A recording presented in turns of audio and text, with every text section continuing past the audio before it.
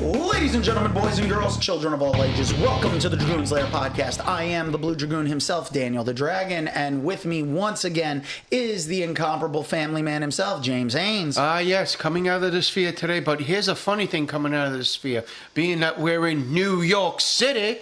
Baby, baby! Okay, yeah, but baby, you gotta laugh at this one. On the subway, I ran into a Miles Morales, I ran into a Ghostbuster, I ran into 3 stormtroopers, a Sailor Moon who I had to tell the guy, listen, next time shave the mustache before you get into the costume. And about 2 Supermans, but no Batman. Well, that's probably because they just offed him in the first comic issue for DC KO. Oh, I know. Did you see in the back that they got a pool? It's like got a Final Four pool set up. I'm like, what? Here's the Final Four. Batman's going to be back. Don't even think about it. Yeah, we all know that already. Anyway, you can't get rid of him. Welcome to the Dragoon's Lair podcast, everybody. We've been just jibber-jabbing our way a little bit. We've got a bunch of things to discuss today. We're going to be talking about Peacemaker Season 2's final 2 episodes for the season. We're also going to be talking about the last 2 episodes of Gen V at the time of recording this, because it's Comic-Con week, folks. Yep. So this weekend... And it's not only that, it's spooky season. That's right. It's spooky season with Comic-Con this weekend. There's a lot of stuff going on in New York. You know, at the time of recording this, and somebody got mugged. But by someone, it'll by a Ghostbuster. When this episode drops, the episode with Comic-Con will be wrapping up for the weekend at the Javits Center. Yes. We are not attending. No. If they would like to change that in the future, we're more than welcome to possibly host or do a live show. If anybody would like to give their point of view of Comic-Con this year, 2026 from New York City or even San Diego, you can email us at dragoonslairpodcast@gmail.com. That's all one word. Dragoon is spelled with 2 O's. That's dragoonslairpodcast@gmail.com. But you can also send that to Dragoon's Lair Official on Instagram. Yes, please send a nice video. Send us some videos, you can send us some photos. Let us know your experience at Comic-Con. Yes, but I'll tell you this, just even to reiterate, I looked at half the giveaways and stuff. Wasn't impressed. No. Super 7. All right, not too bad on the... I will say, though, I watched a couple of the panels yesterday through TikTok Live and stuff, and one of the things that I did like was they talked to the Critical Role guys and girls about their new series that's coming to Amazon Prime, I believe, The Mighty Nine, which is a different take. It'll be another animated show, but not the same as Vox Machina, which The Legend of Vox Machina is going to have their next season coming out as well. So the Critical Role team has a lot of stuff in the works, and I loved The Legend of Vox Machina on Amazon Prime. It's made it its own. I don't have a chance to really play catch up and watch all the old episodes of Critical Role to follow up, but I think they're doing a great job with what they're doing. But I do have a couple of things. One, the Demon Slayer Infinity Castle movie made over $500 million at the box office. So an animated R-rated movie from Japan has now made it into the top box office movies of the year, beating Superman, Fantastic Four, and that number 1 itself, just Lilo and Stitch. Actually, number 1 was, I think, Nia, something I think we talked about it once before. Yeah. It was a weird, a movie. It was another animated movie, and it just went above everything else. It flew under the radar, but this thing's made, a ton of money. And it will still keep going. Yep. Not only that, great. but Crunchyroll had an issue last weekend when they dropped the first episode of the final season of My Hero Academia. They all the subtitles were available on time except for one. Want to guess which language? French? English. Seriously? Yep. That's hysterical. All the other languages, their options for the subtitles were there. It could be done on other platforms, but Crunchyroll just did not get it out in time. I actually watched it even later than I normally would have. So it's... As long as you got to watch it. Yeah, I started to try to watch it, but I will say, once the subtitles were there, so worth it. This is the final season. They said that they're going to be adding more to it because the fans wanted a little more meat on the bones at the end for like closure for some of the characters. Yeah. So they're going to be expanding on not just the stuff that was in the manga. And I read the manga, so I did the online readings, so I got to see all of the chapters. So I'm already all caught up. And I believe there's even talk of like another prequel series. But I know there's a second season of Vigilantes has already been like greenlit. So that's another My Hero spinoff that's going to take place for their second season. And if they're getting another one, all these things could be relatively interesting depending on what they do. Exactly. So, they wrapped up a bunch of the summer anime because now we're in the fall anime season. So we've got a bunch of anime that are coming out and we're going to space our talks on them. But I will say that I feel Gesundheit. Now, I got to say that the Rising of the Shield hero is fully dubbed now. And I think they did an amazing job with that. Kaiju number 8. They left it off with a cliffhanger. They added an extra episode that wasn't on the My Annie list site. So it was a little confusing with that one extra episode. And the Takejin Ajin that I've been watching, they just switched the opening and closing credits on it now. So that must be... they're in their second... They're in their second season. No, but that does not mean that. That it could be an arc change. Anime has... Since you're not a big anime guy, you're just... Now I'm starting to get into the... Yeah. Anime. Yeah. Some shows have a tendency where in the middle of their season, the arc changes over and the story's going into a different direction, but it's still not the second season yet. Then it changes over. An example of this is actually like JoJo's Bizarre Adventure. Okay. They had one, which is available to watch on, I believe it's on Crunchyroll as well, but you can watch it on Netflix. They have a bunch of them, including like the later seasons.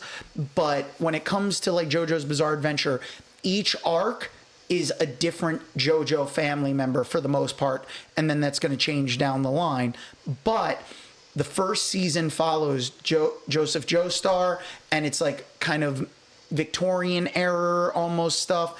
And then it changes over. You would probably really enjoy it because some of the references, there are like musical names. Of course. For the characters. Like one of the characters' name is based off of REO Speedwagon. The guy's name is actually Speedwagon. Oh, I thought you were going to say it's Kevin Cronin. No, it's there's REO Speedwagon. They have a bunch of the characters, and another character is Zeppelin.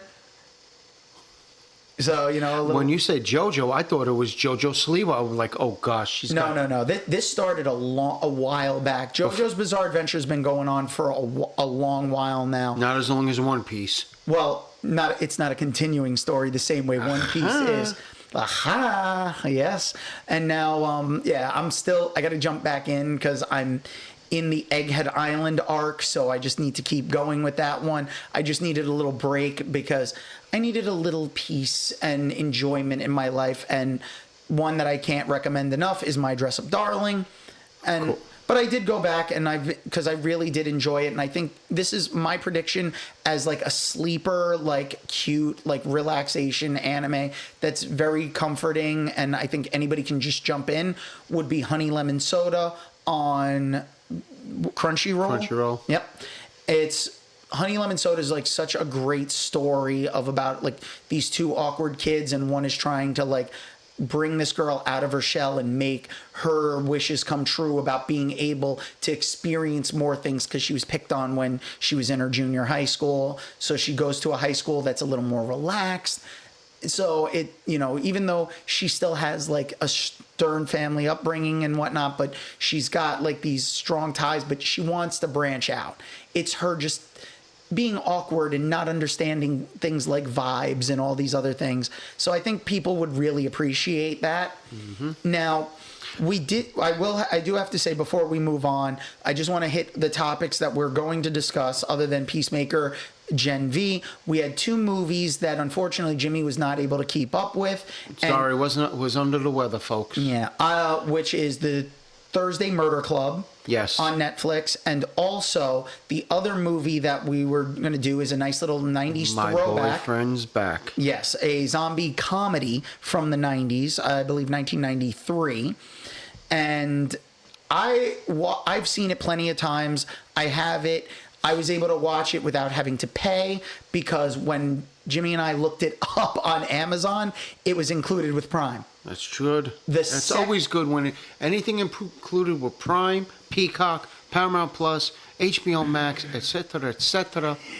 And that ever popular, the one that we will not name, we will call it our own Voldemort. Yeah. Here's the thing, though. I know. No.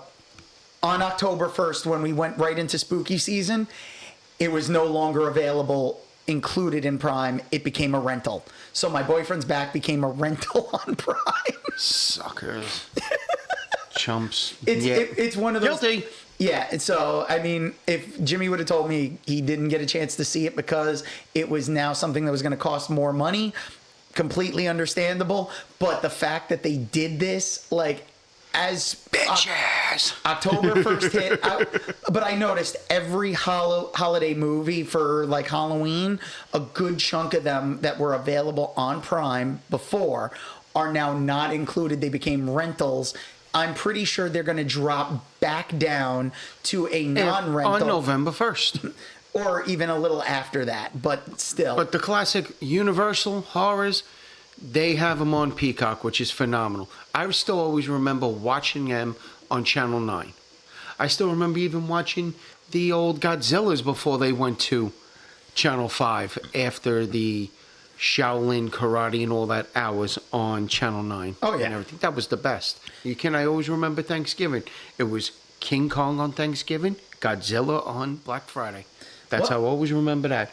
But I have to interrupt this program with a special crazy Marvel report, everybody.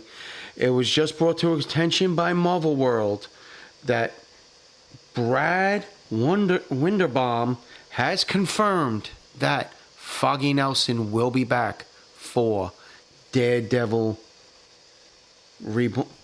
Born Again? Born Again, thank you. I had to look it up. I'm like, my glasses, get glasses, Alice, get glasses. But however, glasses, Alice. We have a very special report on them. Wonder Man will now be released in January 2026. The reason being is the delay is so that the series doesn't get lost in the December holidays. Okay. Well, actually, the funny part is I think they're trying to get everyone to come back to Disney Plus. And like we said in our last episode, Disney, you're jacking up the prices. You're making a mistake.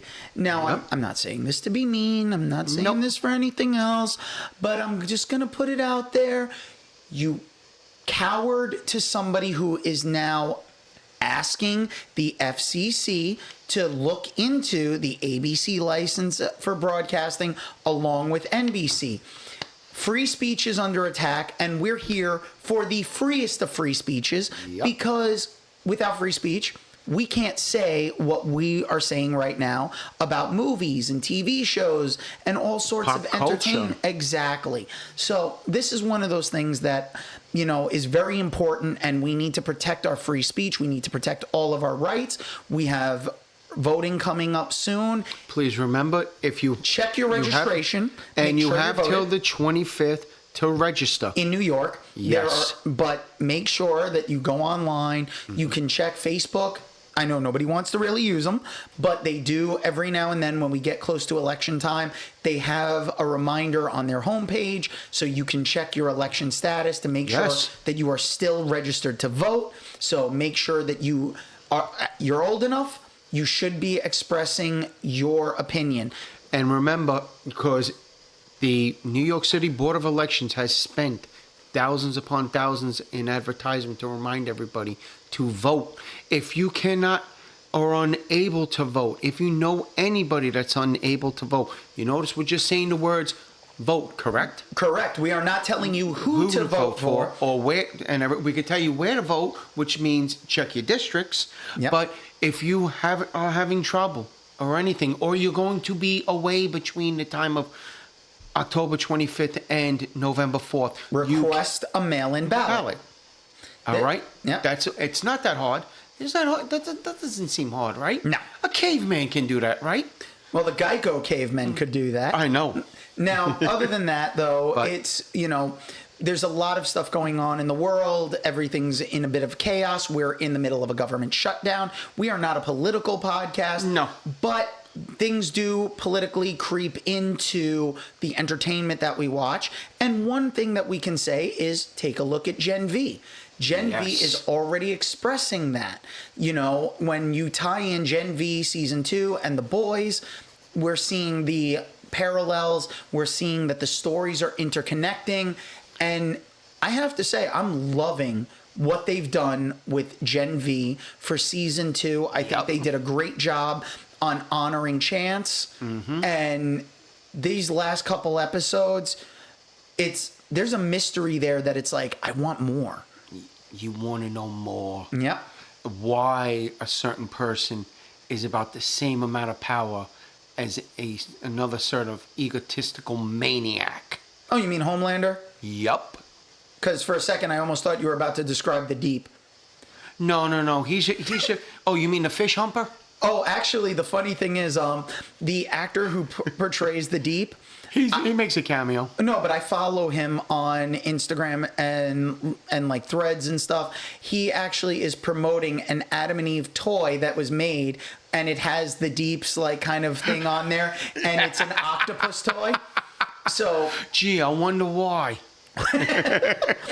for men, for their pleasure, it's one of those things where it's all over the place. There's tons of stuff going on, and He's promoting an Adam and Eve product. yes, but like going into Gen V, seeing the kids now knowing that they had their fight, they had their brawl for to be the number 1 spot, Yes. and being controlled by Cypher.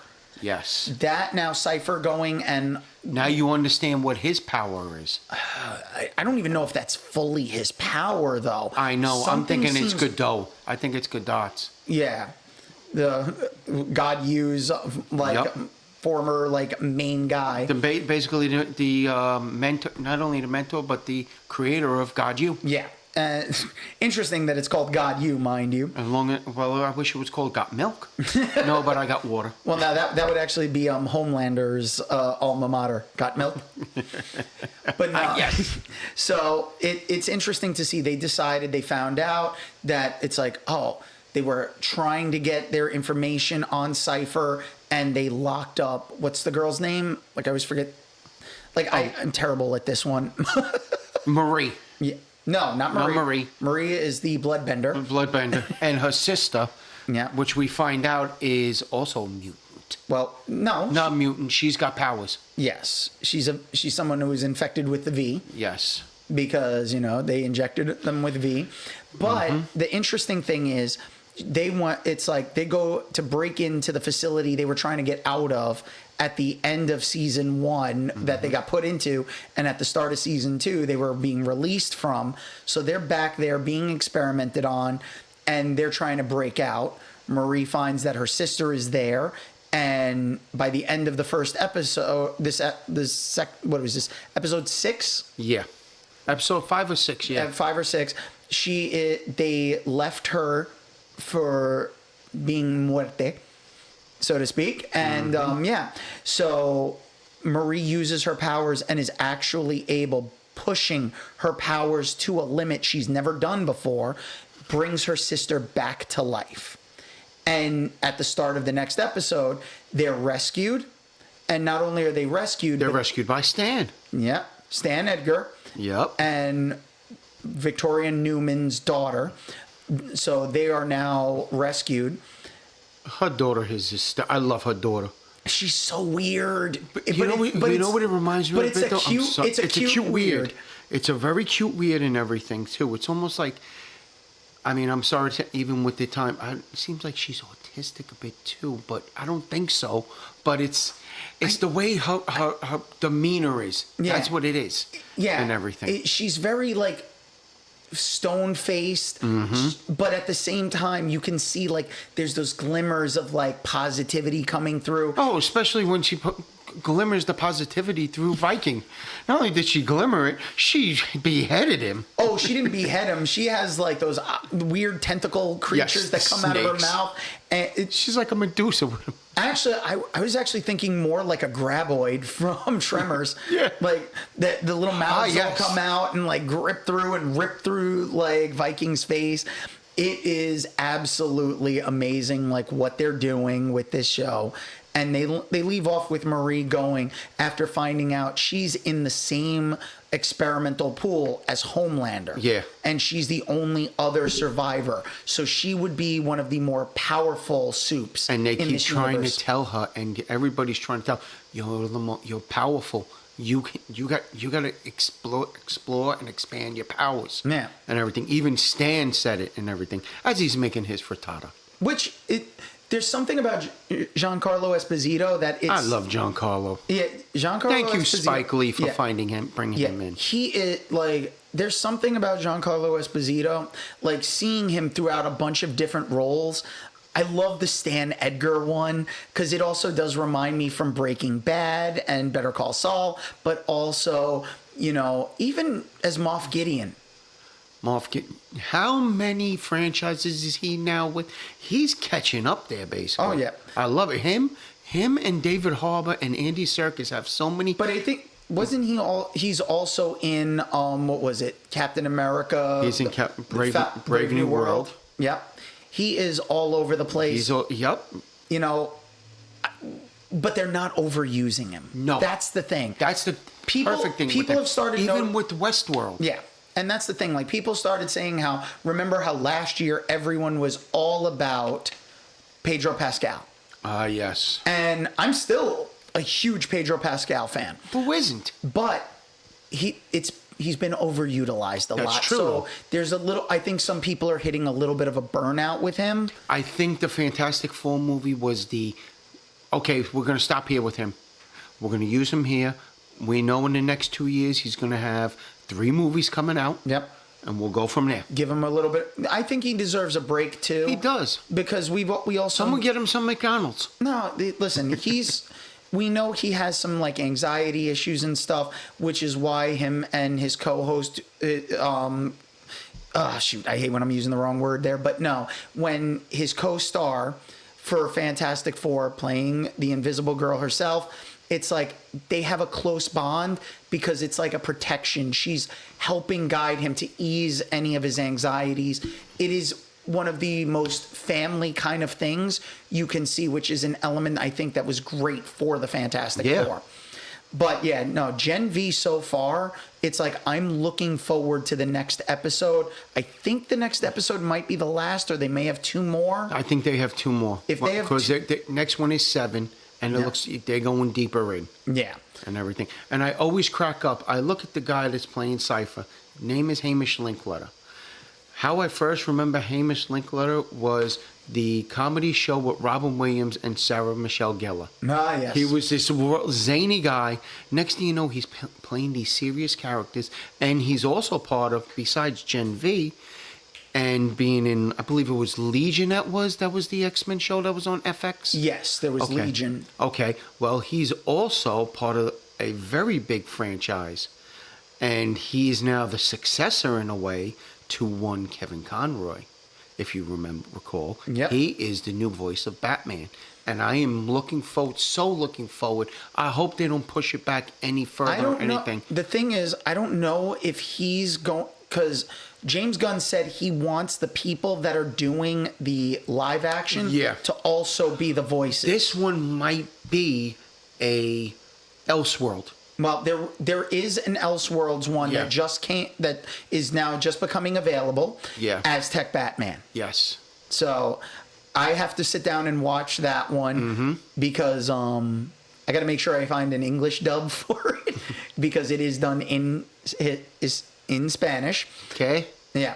And my But listen. Don't tell the higher powers because they're already protesting other bullshit that's going on. well, listen, Leave the bunny alone. anyway, now let's go over to Peacemaker season 2, the last 2 Oh episodes. yes. They get Peacemaker to. They're all in the Nazi world. They come back Yes. out. And What do we they call have that? to- Earth X. Yeah, you had to get them off of Earth X or Nazi Earth. Yep. So with that, we had a lot of stuff going on with Peacemaker. The realization of everything, finding out his father wasn't as evil as people made him out to be. Mm-hmm. But now it's like, this is like, he came out of there and he gives himself up, gives up the He technology. calls himself the angel of death, basically. Yep. Because the hour-long finale. Yeah. Because they needed an hour, and I wanted more. Oh yeah. No, we didn't need more of Economos. We needed more of him because Actually, I kind of I like. love Economos because but the way he tries to go off and distract people. It wasn't even just that. It was his relationship with Eagly, where because He's in the. while Peacemaker's in jail, he is like Economos is looking after Eagly, and he notices that Eagly's depressed, and he hides. So he's like looking for food. There's even that moment where it's like he's holding up like spaghetti for like Yes. Eagly. Like He's there's trying a to find worm. lunch and meat. Yeah, and Get that- him some loaf. but finding out like the relationship between Hardcourt and like, We find Peacemaker. out about the boat. Yep.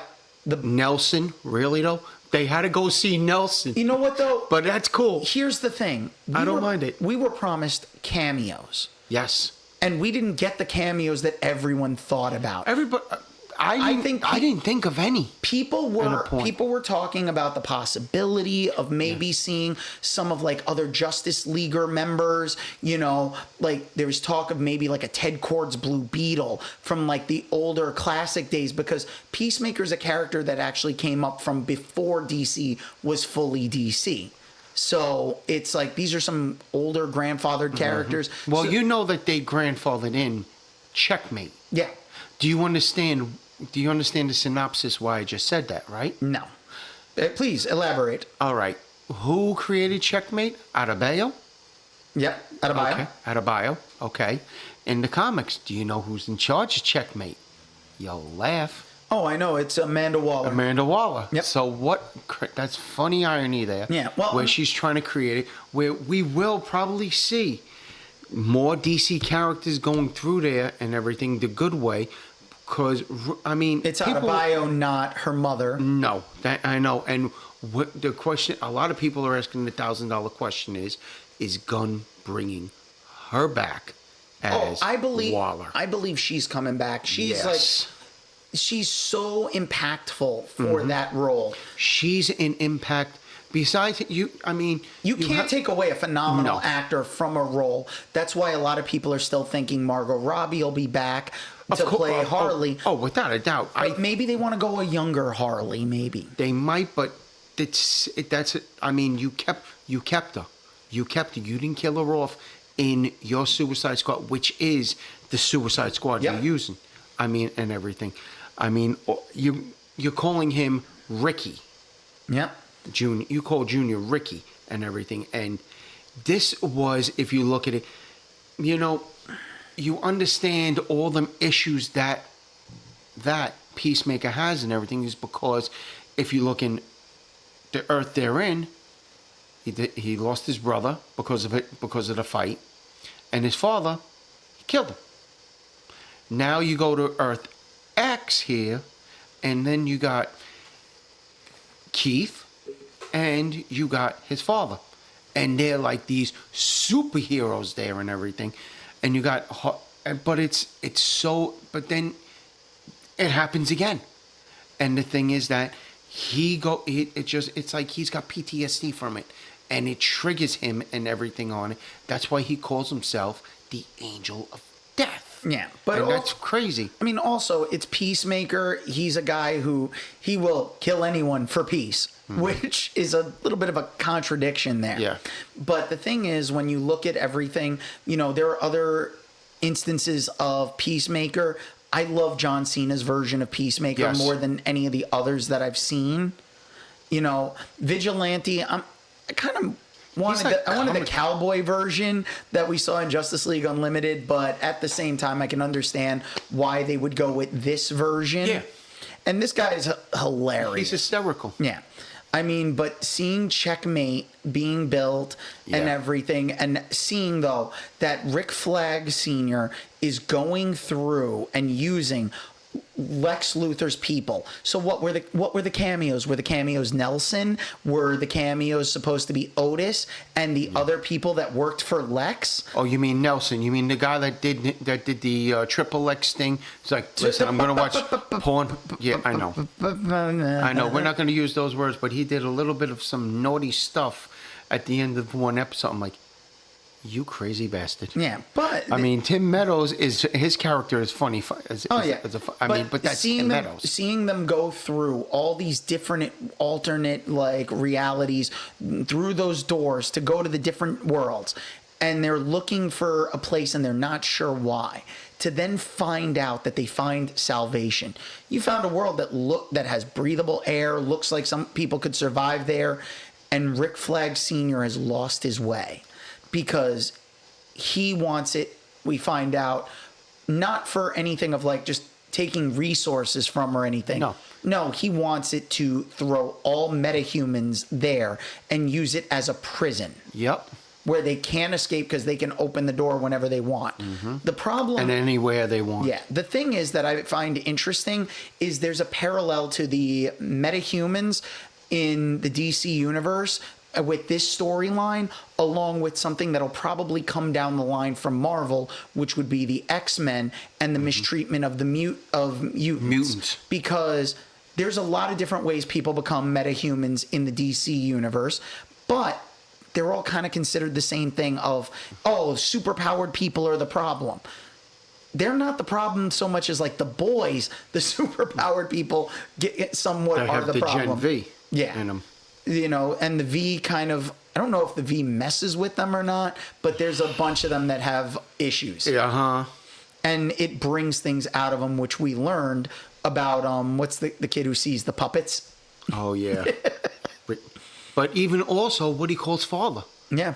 His chances, his father, he's got issues. He's got Well, Chance and his father, epilepsy issues. it's not even just that. It's like it brought on an extra thing, so it throws their power sets out of whack. Yes. So even if they're evolving their powers, hitting their peak, there's health issues that seem to be occurring for some of them, not for others. But that's the thing. They're like the DCU and this like Gen V, like Boys World, there's a lot of similarities, but there's also a lot of differences. So we can look at those. We could do an entire breakdown on that one. I mean, it's always nice that if you look at it in ways, you have Siegel, you have Schuster, you have all the people that created Batman, Superman, Stan Lee, Kirby. You look at all their universes and everything, and then you see how McFarlane and Jim Lee and all them expanded into Image. Oh. And even Dark Horse had their little Well, remember, expanded a lot of them universe were all and from. everything. They were all from. They came from two the same little circles, and they Yep. expanded out, gave us more different comic universes. Which, to this day, I am still going to argue that my absolute favorite, because this And is Malibu. Yeah, Malibu Ultraverse. That is, in my opinion, That's one a of the good one. most underrated, and Marvel bought them. And I thought even the Dark Horses was very good too. But we only saw the Malibu Ultraverse in recent years for like one little thing, and it was during the Incursion events Yeah. before Battle World, which is a shame because I wish they would have brought some of those characters in. But I think there's some licensing issues with them because of who owns like the rights for individual characters. But I will say, if you are interested in seeing anything from Malibu Ultraverse, because they did have a short-lived cartoon series of Malibu Ultra Force, which was their version of the Avengers. Yes. You can see that on Amazon Prime. It is available for people to watch, And streaming. it's free. Yep. For now. We don't never know. they change things around left and right. Now, I want to jump in and talk about, I know you didn't get a chance to see it, but we had the Thursday Murder Club. Yes. Now, that's on Netflix. It's been out for a little while. Thursday Murder Club is a senior citizens home of group where you have these people. They formed a club. They're investigating like old cold cases and murders that if they think they can solve it. And it's an eclectic group of senior citizens. And there's a murder that takes place on the property because there's things that are going on that you have one person who owns some of the property that wants to protect it, and you have his partner who wants to tear stuff up and make a bunch of money, and then there's a hidden mystery that's going on. I don't want to spoil the mystery, but what I will say is this is one where when you look at the cast, just the cast alone. Pierce Brosnan, Sir Ben Kingsley, Helen Mirren. Yeah. You also have Tom Ellis and Lucifer. Yes, but you have Doctor Who himself. You have David Tennant. Yes. You have an amazing cast here. Now, these old people are using their own specific skill sets. Some of them were from what they've done before they ever retired. They're all trying to solve this mystery. And they're using a young female cop to get her involved, to get some information, and she's working with them. There's a lot of stuff going on. I can't say it's a great movie. It has a great cast. But I had a little bit of a struggle to get through the movie. And I don't want to be completely negative on this one because the story's good, but it's a slow burn. And if you're not in the mood for a slow burn, I don't think you should watch this one unless you're really in the mood for a slow murder mystery where you're discovering things as things are progressing. Mm-hmm. And it's amazing because Tom Ellis plays Pierce Brosnan's son in this. And it's he's not only his son, but he was an athlete, that it's he was a fighter, that now it's he's doing an ice skating show. So there's a bunch of stuff going on in there. And you could see Ellis on it skates for a little bit. You don't see a ton of it, but there's some stuff there that's really entertaining. Almost like a Dancing with the Stars, but on ice skates. I think we had that at one point, but didn't do well. Celebrities on skates. Oh, yes. But yeah. No, it didn't last. Most it's the celebrity boxing. No, that didn't last either. Although it was fun watching celebrities beat the hell out of each other. Oh, yes. Especially the ever-popular Family Guy rendition where they had Mike Tyson versus Phyllis Diller, and everybody lost money on Phyllis Diller. It's if you didn't put money on Phyllis Diller, you didn't put money on Tyson, you were in trouble. Yeah, no, you wanted money on Phyllis Diller. Yes, because she beat the hell out of Tyson. Don't tell that to Brian because where's my money, Brian? Yeah, where's my money? Now, the Thursday Murder Club, I did enjoy it, but I can't say with the rating system that Netflix has of not for me, I like this, I love this, I put it down as I like this. You put it in the middle. Yeah, it's in the middle. I like it. It's not something that I can sit there and say, oh, I completely love this. I'll watch it. You'll watch it again. I may watch this again when I'm in a different headspace. Yes. And I have the time to really sit down and give it a thorough watch, because I did watch this, but I did have to break it up because there were distractions came up and things. But this was a movie that I will say, if you're somebody who enjoys a good old fashioned murder mystery and also a lot of British actors, this is a movie you're going to want to check out. Oh yeah. Now, we have one more movie that's on the list, but Jimmy, you had something you wanted to discuss first. Yes. So I'm going to turn the reins over to Jimmy. Let's go into a little bit of the vault. If you're interested and you have AMC Plus or Shudder, you can catch a movie which is, I will say, a very interesting, called Dark Match. It takes place in the late 80s. And it's about a wrestling federation. Is this the Chris Jericho movie? Yes, it is. Why, yes, it is, Dan. And he is this wrestling promoter. He's like a wrestling No, he ain't a wrestling. He ain't JBL. He ain't wrestling god, but he's like their high priest in a way and everything. And things he does for this one, like a promo and everything, it's so sick. And there's, I mean, blood and everything in between, and killing people and all. It's just like sacrificially hysterical. It shows you how good a B movie can be in a way and all. But it's, I mean, the cast is all like B. Steve O's in it and all. I mean, there's very little on the wrestling front besides Jericho. But the thing is that this is a movie that you want to be curious. You want to watch something that's kind of funny in a B way and everything, and a little bit of a gore and all. You can check it out on AMC Plus. Check it out on Shudder if you have it. Remember, you can check all the other, since AMC is now in spooky season and everything, showing crazily Halloween, Jason, Freddy, The Exorcist, which was on this morning. And everything. You can go check them out and enjoy yourself with it and everything. So now we did have a little bit of news that like the rumor mill going around that there's talk. I didn't think that Scarlett Johansson would be working with Disney ever again, but there's rumors going around of her potentially playing Mother Gothel for the Rapunzel movie live action. Tangled? Yes. That rumors are starting to flare up, and from what I heard, it is true because I've seen a couple of pictures. And they're not AI. Listen, the only thing that I can hope for is that they get Sabrina Carpenter to play Rapunzel.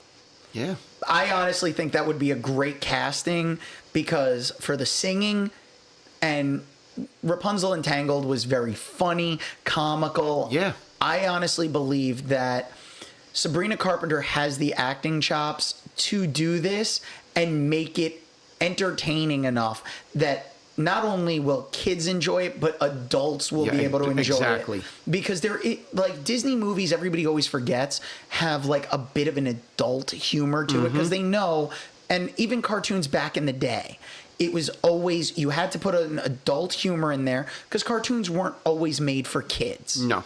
So, it was originally cartoons were aired in the movie theaters because those were like all day events. You had the newsreels, you had the cartoons. There was so much going on, seeing them in the theaters before televisions came to people's homes.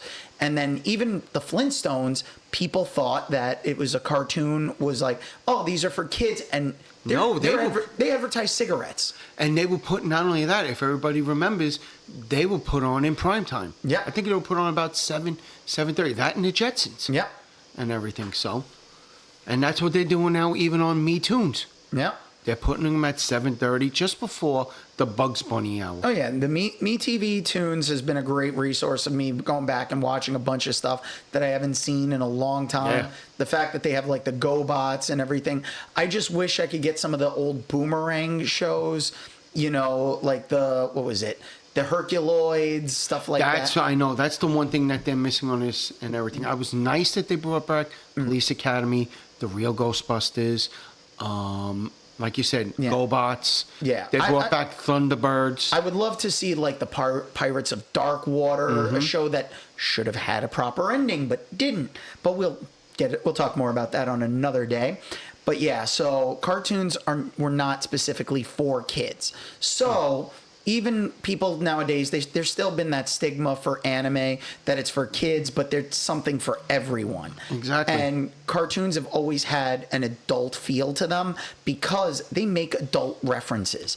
There are certain things that are going to go over a kid's head. Kid may find it funny, but they're not going to fully understand it. The kid's not going to understand the opera and everything in the Bugs Bunny movies. But now they're being exposed to the opera and learning more about a situation that they wouldn't have maybe normally understood. And they'll understand that Ride of the Valkyries isn't kill the wabbit, kill the wabbit. So now there's we've got a lot of stuff that it's showing, but I would like to see Sabrina Carpenter.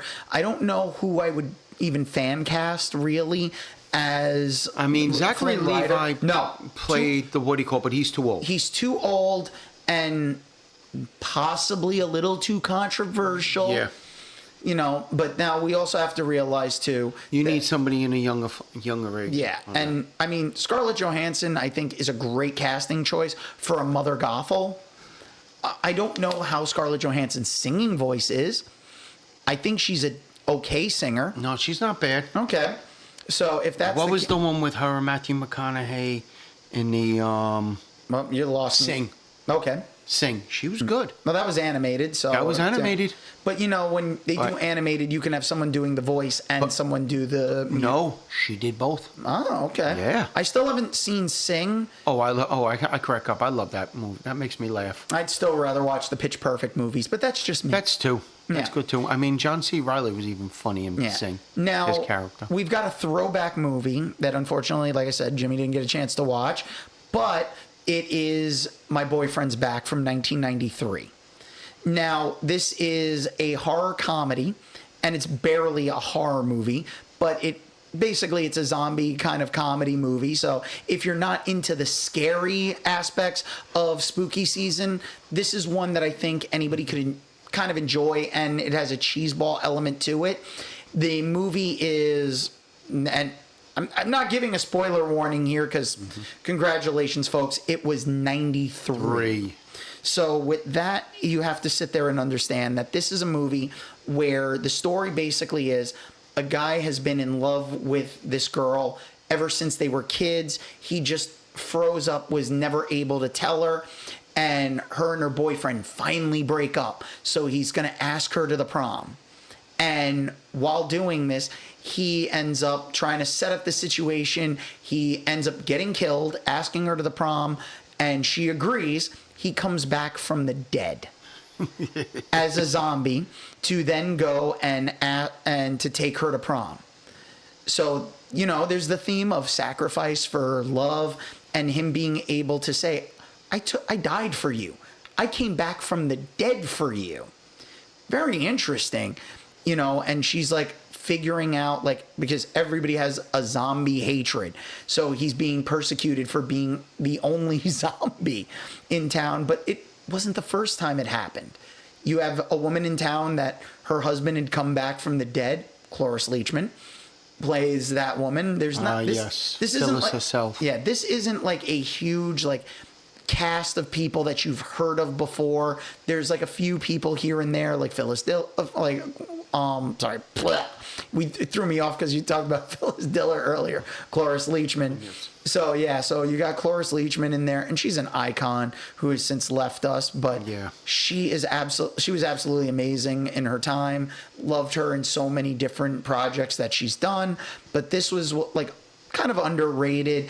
It's not a great movie, but it's a good cheesy movie. You know what's even funnier? Because you said it's My Boyfriend's Back. Yes. During the time around the late 80s, early 90s, they started making titles out of like old, like kind of like Can't 60s. Buy Me Love was also, which was an old Beatles song and all that. They started doing that, which was kind of, it sounded cheesy and everything, but it was cool, and it got people to the movies. Yeah, but not only that, like for My Boyfriend's Back, because it's not like a big cast and like you can see it's kind of cheesy and everything. I enjoyed seeing this back in the 90s when it came out. I didn't see it in the theaters. I rented it from a Blockbuster. Of course. Yes, kids, Blockbuster. It's that place where it was a big building where you went and you could go physically get copies of movies. Or the one that was featured in Fight Club where they were all demagnetizing the movies and erasing them. But the thing is, too, it's also like, you know, there was the Blockbuster show, the last Blockbuster that was on Netflix. Yes. But the thing is, watching this brought back some good memories for me, but also I was a guy who I didn't go to like my prom, so this was one of those things. Same thing. Even when I was too young for like my high school, I wasn't even in high school when this came out, and like as time went on, this was my way of like, oh, okay, here's like a prom moment. I wasn't the guy that got to go to prom. I had graduated 6 months ahead of everybody else, so it's just one of those things where, you know, I got to experience things through movies. And I'm curious to know, for anyone who's gone to prom or hasn't gone and they're looking forward to it, is there a movie out there or a show that has a prom representation that it makes you feel something for how your prom was or how it could be or what you would hope the expectation is? And name a movie other than Prom Night. Yes. Well, unless you wanted it to be a horror night. That's true. But you can email us at, what is that email address again, That's Dan? right. You can send us your choices and your selections at dragoonslayerpodcast@gmail.com. Email is dragoonslayerpodcast@gmail.com. All one word. Dragoon is spelled with 2 O's. That's dragoonslayerpodcast@gmail.com. You can also send us a message on TikTok, but which is the Blue Dragoon 13 TikTok page, so Blue Dragoon 13. You can also send that to Dragoon's Lair Official on Instagram, baby. Thank you, Jimmy. So now I really did enjoy like My Boyfriend's Back. It has one of the things that I say makes it like kind of have a cheesy element to it was like some of the cutting of the cost for things. The special effects are like back in the 80s and 90s. I mean, it was even if you look back at the old Industrial Lights and Magic ILM. documentary, Yep. ILM that was on Disney Plus. If you still have Disney Plus. Still have Disney Plus, you can watch both seasons of it. You can see how cheesy and interesting it was to do these special effects and visual effects and everything. Well, not only that, but also like when it came to it, like in the editing process, like early on, like the intro to the movie and stuff, they use comic book panels. And I like that about that, where there was like a art style to it of like, some of the transitions still kept like some comic book art style panels, which I think looks really well and sets it apart from some other movies. When they re-released the movie The Warriors on DVD, their special edition, there was some comic book transitions with the wipes and stuff. It's not the same as watching The Warriors the way you saw it originally, but it was a bit of an extended cut a little bit because they added just a couple of little things, but it was the artistic style of having like the wipes being comic book panels. I mean, I even enjoyed like Ang Lee's Hulk that had like the comic book panels for some of the transitions, even though they were all live action, because you're seeing like the helicopter from multiple panels. Didn't even Troma use comic book panels as well? Well, I could be wrong. Some of their art style had like a kind of comic book look to it. And anybody at Troma out there, if you'd like to reach out to us and you want to talk the history of some of your Troma movies, I would love to talk to you guys, and you can get in touch with us at dragoonslayerpodcast@gmail.com. All one word, Dragoon is spelled with 2 O's. That's dragoonslayerpodcast@gmail.com. We'd love to have you on the show, guys. Come on. Yeah. I worked for Lloyd for Kaufman for not for about a month or so as an intern back when I was in college, because unfortunately we didn't have internships the same way as they are nowadays. But I got to be there for a little while. I got to experience how they do some of their day-to-day office stuff and whatnot. And I forgive you guys for not having a lid to put over your stuff in the microwave, so everything just went poof all over the microwave and made a mess. And I was the one that had to clean that up. So I know most of the people that were there are no longer there, but I forgive you. And I miss you guys. But other than if it was Lloyd, you're always forgiven. Yeah, Lloyd's just one of the nicest guys ever. Wrote 2 great books. Everything I learned about movies, I learned from The Toxic Avenger and Make My Own Damn Movie. Yep. Speaking of books, Jimmy, you got something about a book you might want to make a mention of? It's a book, and it so happens to be from a couple of friends of ours. Yep. I happen to see Baby Belushi's Instagram page. I saw it too. So, him and John, who, if you don't know who John Zaluga is, go back and watch some of the great funny episodes of Impractical Jokers when they say, our production assistant John will be sitting in with us. That's John Zaluga, guys. The artwork for Impractical Jokers was done by Baby Belushi himself, Chris Sorrentino. And if you'd like to get a hold of his artwork, which is phenomenal, agree? I absolutely agree. Please do, because it's worth it. Both of them put out a nerdy, dirty, and tasteless Star Wars Jokes 4. How bad is it? Let's put it this way. Why do Ewoks giggle when they run? I don't know why. The grass tickles their balls. That's only that. Of course, it's only them. Mind you, this is a gentleman who not only loves Belushi. He is a Belushi. He honestly looks. We think that he was. We think that his mother and John Belushi kind of had an affair. I actually just think he is the reincarnation of Belushi himself. But he also will dress as a Blues Brother and go to a Ghostbusters party. Listen, he is, and he has his own Ghostbuster suit. Yep. Chris Sorrentino is a talented artist. John Zaluga is a talented comedian and writer in their own This right. is on Amazon, guys. Please. Yep.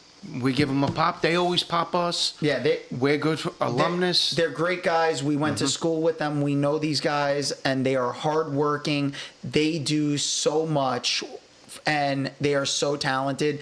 And I feel like we should recognize anyone who has talent.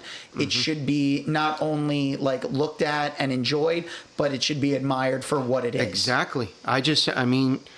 And if you want some Star Wars jokes, I mean, let's face it, you're not going to get any more cheesy or funny as this book right there. And Nick at JHU has already told them, and it was said on the site, that please go send this book to me. We're going to order this book, so this will be at JHU for everybody on Staten Island, which is great and everything. Then there was a picture up of that Mr. Chris is sitting there, and there's one Chevy Chase, and he flipped on the bird. I said, is that before or after you threw Mr. Sandwich at you? Professor Sandwich, excuse me. Oh, yes, Professor Sandwich. Yep. They did their Super Live Adventure comedy show. Yes. I helped them out with their stage production for that. You know, I've known these guys for a while. So is Jimmy. They are absolutely talented. And like, even though we're like all around the same age, I look up to these guys because they are just so talented. They're out there. And if you also need to know what Chris also on Impractical Jokers, you might remember a punishment that Sal had where they were at the beach. Oh, yes, the beach episode. Yes, and that he needed a certain thing done to end his punishment. It was a Friends reference. Yes. Yeah. So, and Chris had to do it. Yeah. But we had to wait till the end of the episode to see who was going to do it. Yeah. But it absolutely worth it. Make sure you check out that book. Now, other than that, you know, we're wrapping things up. You know, it's spooky season. There's a lot of stuff going on. Horror movies aplenty. And I just want to thank everybody, and I want to tell you guys, please make sure you drop us some messages on Dragoon's Lair Official so that this way we know like what you guys want us to look at, what you want us to see, because we're trying to be as fair as possible. We don't want to just relive our own childhood. Give us some of the stuff that you want. What are you interested in seeing? What are you looking forward to that's going to be coming out soon? What's something that you remember and you feel like other people don't remember? And if you can tell us what it is, we're more than willing to take a look at it. Yeah. If it's available, or maybe one of us has it in our DVD collection, because we still have physical media. Yeah. Because we know in this day and age, crazy. We get it. Some things are on streaming, some things aren't. But we want to make sure that we enjoy all of that. We want to share our enjoyment with you guys, and we want to share your excitement. So make sure you email us your actual like list of recommendations, things you want us to talk about, things you would be interested in us seeing. Once we're out of spooky season, we're going to have a lot of things to discuss. So with that in mind, I want to tell everybody, make sure email us at dragoonslairpodcast@gmail.com. All one word, Dragoon is spelled with 2 O's. That's dragoonslairpodcast@gmail.com. And if you're on Instagram at the moment, it's at any time, Dragoon's Lair Official is where you can go and send us messages, and we will be able to see all of your messages and be able to respond and let you know. If you tell us there's something you want to see, we can try to make that happen. I also have a coffee link on our Facebook group, and you can make donations to the show. so that we can up our production quality. I would love at some point to be able to hire somebody to help us out with the production of this. If you'd like to start a Kickstarter for us or know how to, please email us or get a hold of us on the official site. That would be dragoonslairpodcast at gmail.com or on Dragoonslair Official at Instagram. So now, Jimmy, how can everybody get in touch with you? Well, besides there, you can get in touch with me on Blue Sky, James H925. You can get in touch with me on Snapchat, James SI0925, all lowercase. James Haynes IV on Facebook, on Instagram and Threads, James H_4, all lowercase again, and TikTok, James0925. I'd like to give a special shout out this week to, on Wednesday, my buddy, Miss Rachel. She was on Wheel of Fortune. Next week, it's called, if you look in the info on episode 23 on Flipside with Jaleel White, my man Sensei Mike and his sister are going to be squaring off on there, and my boys Jamil and Jamal. So I always joked, like, the end of the replacements, that when Keanu's going off with the offensive guys, we've always joked that since Atlanta. So, but also on that, and yeah, but I also have one other thing to say. If all right, it's going to be Sunday when you see us. However, Friday on October 10th is Mental Illness Awareness Day. All right, if you know anybody who's dealing with any problems, has PTSD, has these mental issues, and doesn't know where to go, email us, find us, message me. But like we say, we always have people. We're not kidding you. We are serious. We have people that will help you out. I deal with a group. It's called NAMI Staten Island. All right, National Organization Against Mental Illness. All right, they do a lot of fundraisers and all, and they'll be out there to help you. All right, don't be out. You're not alone. You're not alone in this world, and don't be afraid to get a hold of people, because we're here to help. Yeah. And hit it up, baby. Mental health is definitely something that's very important to us. You know, we really want everyone to lose the stigma on mental health, because anyone should be able to reach out, and no one should be afraid of being able to ask for help when you're going through a rough period. You know, it could be temporary, it could be something long term. Make sure you reach out. Other than that, you can find me at Blue Dragoon 13 on Blue Sky, Instagram, TikTok, YouTube, on Twitch, which hopefully I'll get to the Twitch channel at some point. But you can also go and get in touch with us, Dragoon's Lair Official, where I'm on Threads under both Blue Dragoon 13 and on Dragoon's Lair Official. You also can find me on Snapchat, which I only use really to promote the podcast. So that would be Blue Dragoon 13. Easiest way to find me. On all of my socials, it's the easiest way to get a hold of the link tree, where you can find all of our links. And that's there. You have the Dragoon's Lair Facebook page. Sorry about that. So the Facebook page for the Dragoon's Lair podcast, the page is there. You can watch and see a bunch of our shorts, a whole bunch of stuff. You can interact with us. If you guys start interacting with us more there's a group that I have for my Discord page, and I would love for you guys to join that. The link is in every single one of my link trees on all of my socials. So I really hope you guys join up with that, so we can eventually do some community events and everything, and I can be able to interact with you guys more and more, because I love interacting with you guys. You know, hearing about your takes on movies, TV shows, music, books.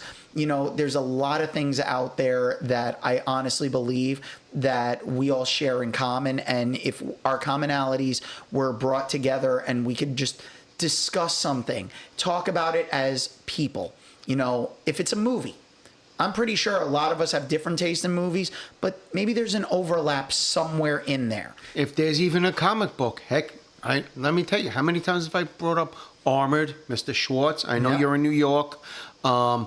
What was it? Stat? Yeah. And everything. If there's anything like that, please bring it up to us. Feel free. We don't mind and everything. I just even enjoyed being Aloha and everything, which is a great, not only talking about my friend Kamaka, and everything, but it also is even a self-help book. Yeah. And people may not understand it, but get it on Kindle and you can see, scroll through. Yeah. So and remember, we're also on Audible. That's right. You can listen to us on Audible, Spotify, iHeartRadio, Apple Podcasts, and Amazon Podcasts, wherever your podcasting platforms are. 1 week later, we drop on the YouTube channel, so you can see that on the Blue Dragoon 13 YouTube channel. You know, we love interacting with you guys. Make sure you guys leave us likes, share, subscribe, do all the things to help our videos and our podcast grow, because without you guys, we're nothing, and we appreciate each and every one of you from the bottom of my heart.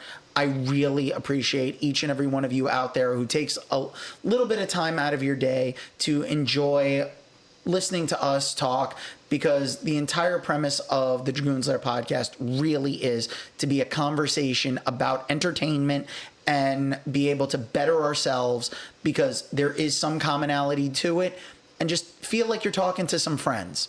You know, you're listening into a conversation at a coffee shop, or even if you're listening to, like, if you were at college and you're like sitting at a table with a group of people and you're listening, exchanging ideas. You're listening on the road while you're going to work. Exactly, you know. Which I know a few of our listeners enjoy doing. And any way that you enjoy listening to the Dragoon's Lair podcast, I'd love to hear how you enjoy listening to us, what your preferred platform is, if it's watching the video versions, which you can still see a video version first on our home on Spotify, or you wait for the YouTube show a week later. I appreciate each and every one of you. Jimmy appreciates everybody out there that is supporting us, and we really do appreciate every one of you out there. We can't say that enough.